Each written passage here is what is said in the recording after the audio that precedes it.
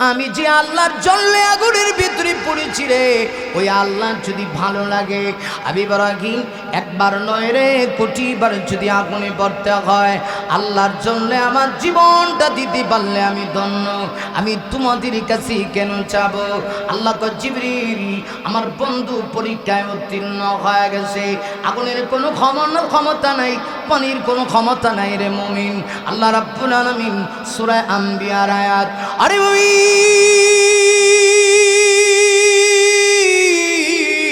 আমার আল্লাহ আগুনের উপরে নোটিশ জারি করে দিলেন, আগুনকে অর্ডার করে দিলেন, কুল্লা ইয়া নারু কুনি বারদাও ওয়া সালামান আলা ইব্রাহিম।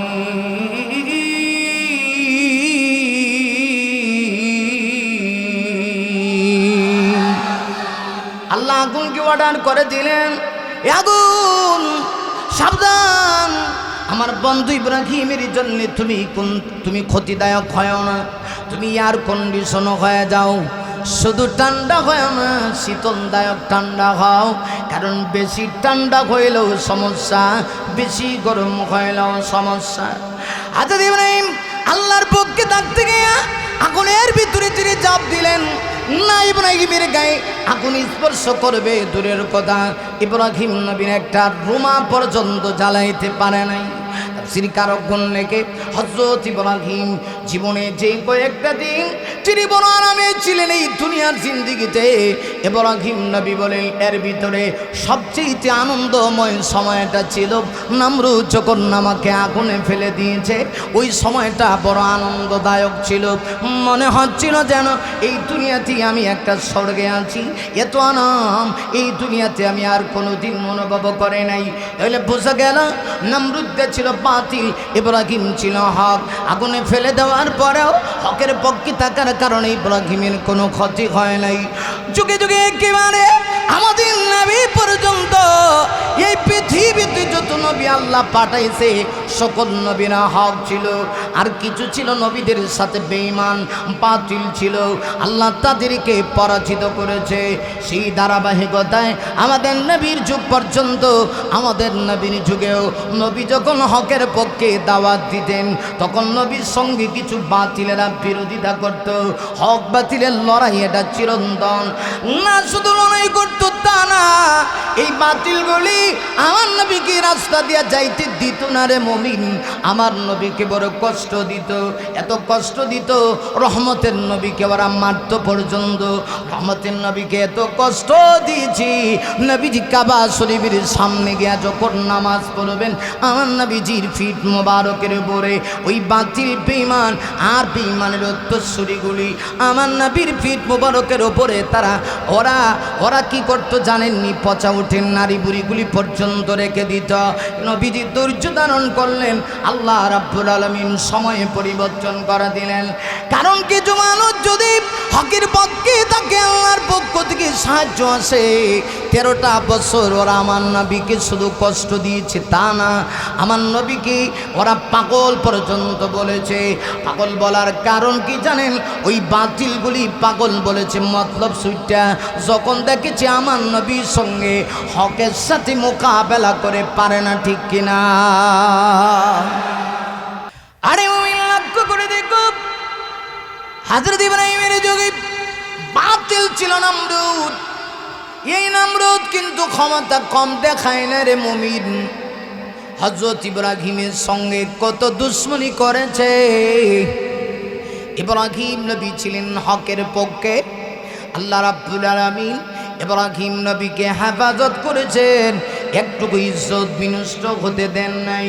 ইব্রাহিম নবী আল্লাহ দাওয়াত দেওয়ার কারণে, মূর্তির বিরুদ্ধে কথা বলার কারণে, শয়তানগুলির বিরুদ্ধে ইব্রাহিম নবী কথা বলার কারণে নমরুদ ইব্রাহিম নবীকে আগুনের ভিতরে ফেলে দিয়েছিল। আপনি জানেন হযরত ইব্রাহিমকে যখন আগুনের ভিতরে ফেলে দিবে গো, নমরুদ ইব্রাহিম নবীর দেহ থেকে কাপড়গুলি পর্যন্ত খুলে ফেলছে। আল্লাহ জানে, কারণ নমরুদ ইব্রাহিমকে বিচ্যুতি করতে চাইবে, আমার আল্লাহ জানে।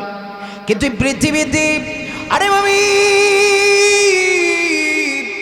আমার আল্লাহ যত নবী পাঠাইছেন সব নবীর হেফাজত করছেন আল্লাহ। কোন নবীর ইজ্জত আল্লাহ ধ্বংস হতে দেয় নাই। নবীরা সম্মানিত, নবীগণ আল্লাহর পক্ষ থেকে নির্বাচিত। হযরত ইব্রাহিম নবী হকের পক্ষে থাকার কারণে নমরুদ শেষ পর্যন্ত ইব্রাহিম নবীকে আগুনে ফেলে দিবে, এটা মূল কথা না, কিন্তু আগুনে ফেলতে গিয়ে চিন্তা করেছিল ইব্রাহিমকে বেইজ্জতি করে ফেলবে, ইব্রাহিমকে উলঙ্গ করে ফেলবে। আল্লাহ ডেকে বলে না, না রে জিবরিল, আমার বন্ধু ইব্রাহিম খালিলুল্লাহকে বেইজ্জতি হতে দিব না, দিব না রে, দিব না। যাও, দৌড়ে যাও, জান্নাত থেকে কাপড় নিয়ে যাও। হযরত ইব্রাহিমকে যখন আগুনের ভিতরে উলঙ্গ করে নমরুদ ফেলে দিবে, আল্লাহ কয় জিবরিল, আমার বন্ধু ইব্রাহিম আগুনে পড়ার আগে আগে দেহ থেকে কাপড় খোলার আগে জান্নাতি পোশাক পরে দাও। জুড়ে বলি সুবহানাল্লাহ। যুগে যুগে যারা হকের পক্ষে ছিল আল্লাহ তাদের পক্ষে ছিল। এবার ইব্রাহিমকে আগুনের ভিতরে ফেলে দিবি, ইব্রাহিমও তো কেমন ভাবে আমার আল্লাহকে মহাব্বত করে রে মুমিন। আল্লাহর ভালোবাসা ইব্রাহিম নবীর অন্তরে কেমন একটু লক্ষ্য করে দেখুন। কোন মানুষ যদি আল্লাহকে মহাব্বত করে আগুনের ভয় তার ভিতরে থাকতে পারে না। না আগুনের বই কেনা পৃথিবীর কোনো কিছুর ভয় তার ভিতরে থাকতে পারে না রে মুমিন। যে আল্লাহকে মহব্বত করে এই পৃথিবীর সব কিছু সে আল্লাহর জন্য ছেড়ে দিতে রাজি হয়। আমার কথা না, আল্লাহ সূরা বাকারার ভিতরে বলেন, ওয়াল্লাযীনা আমানু আশাদ্দু হুব্বান লিল্লাহ।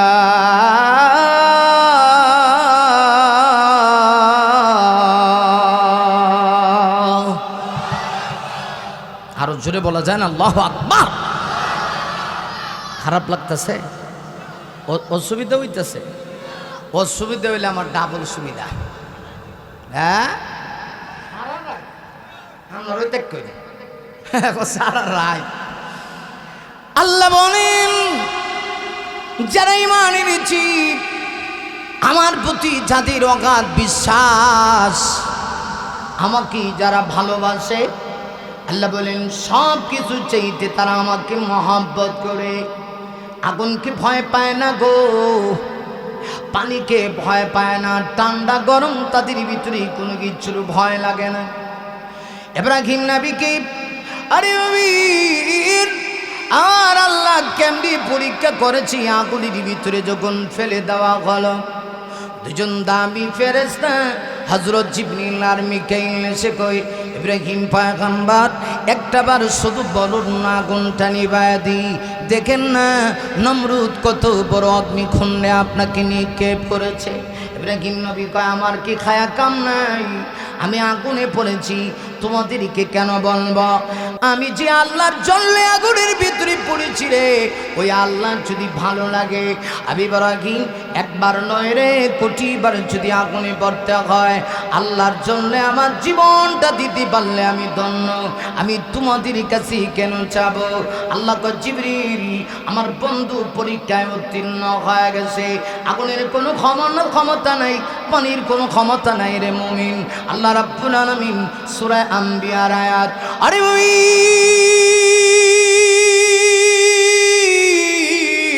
আমার আল্লাহ আগুনের উপরে নোটিশ জারি করে দিলেন, আগুনকে অর্ডার করে দিলেন, কুল্লা ইয়া নারু কুনি বারদাও ওয়া সালামান আলা ইব্রাহিম।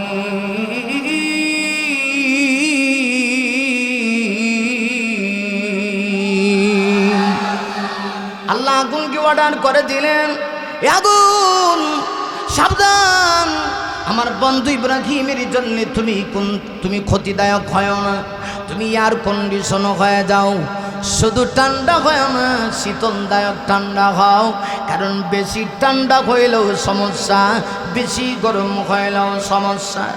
হযরত ইব্রাহিম আল্লাহর পক্ষে থাকতে গিয়ে আগুনের ভিতরে তিনি চাপ দিলেন, না ইব্রাহিমের গায়ে আগুন স্পর্শ করবে দূরের কথা, ইব্রাহিম নবীর একটা রুমা পর্যন্ত জ্বালাইতে পারে নাই। শ্রীকারকগণ লেখে হযরত ইব্রাহিম জীবনে যে কয়েকটা দিন তিনি বড় আরামে ছিলেন এই দুনিয়ার জিন্দেগিতে, ইব্রাহিম নবী বলেন এর ভিতরে সবচেয়ে আনন্দময় সময়টা ছিল নমরুদ যখন আমাকে আগুনে ফেলে দিয়েছে। ওই সময়টা বড় আনন্দদায়ক ছিল, মনে হচ্ছিল যেন এই দুনিয়াতে আমি একটা স্বর্গে আছি। এত আরাম এই দুনিয়াতে আমি আর কোনোদিন অনুভব করে নাই। তাহলে বোঝা গেল নমরুদ ছিল বাতিল, ইব্রাহিম ছিল হক। আগুনে ফেলে দেওয়ার পরেও হকের পক্ষে থাকার কারণে ইব্রাহিমের কোনো ক্ষতি হয় নাই। যুগে যুগে একেবারে আমাদের নবী পর্যন্ত এই পৃথিবীতে যত নবী আল্লাহ পাঠাইছে সকল নবীরা হক ছিল, আর কিছু ছিল নবীদের সাথে বেঈমান বাতিল ছিল। আল্লাহ তাদেরকে পরাজিত করেছে। সেই ধারাবাহিকতায় আমাদের নবীর যুগ পর্যন্ত, আমাদের নবীর যুগেও নবী যখন হকের পক্ষে দাওয়াত দিতেন তখন নবীর সঙ্গে কিছু বাতিলেরা বিরোধিতা করত। হক বাতিলের লড়াই এটা চিরন্তন না, শুধু লড়াই করতো তা না, এই বাতিলগুলি আমার নবীকে রাস্তা দিয়ে যাইতে দিত না রে মুমিন। আমার নবীকে বড় কষ্ট দিত, এত কষ্ট দিত রহমতের নবীকে ওরা মারত পর্যন্ত। রহমতের নবীকে এত কষ্ট দিয়েছি, নবীজি কাবা শরীফের সামনে গিয়া যখন নামাজ পড়বেন আমার নবীজির ফিট মোবারকের উপরে ওই বাতিল বেঈমান আর বেঈমানের উত্তরসূরিগুলি আমার নবীর ফিট মোবারকের উপরে ওরা কি করতো জানেননি? পচা উঠেন নারী বুড়িগুলি পর্যন্ত রেখে দিত। নবীজি ধৈর্য ধারণ করলেন, আল্লাহ রাব্বুল আলামিন সময়ে পরিবর্তন করে দিলেন। কারণ কিছু মানুষ যদি হকের পক্ষে তাকে আল্লাহর পক্ষ থেকে সাহায্য আসে, 13টা বছর ওরা আমার নবীকে শুধু কষ্ট দিয়েছে তা না, আমার নবীকে ওরা পাগল পর্যন্ত বলেছে। পাগল বলার কারণ কি জানেন? ওই বাতিলগুলি পাগল বলেছে মতলব সুইটা যখন দেখেছে আমার নবীর সঙ্গে হকের সাথে মোকাবেলা করে পারে না, ঠিক কিনা?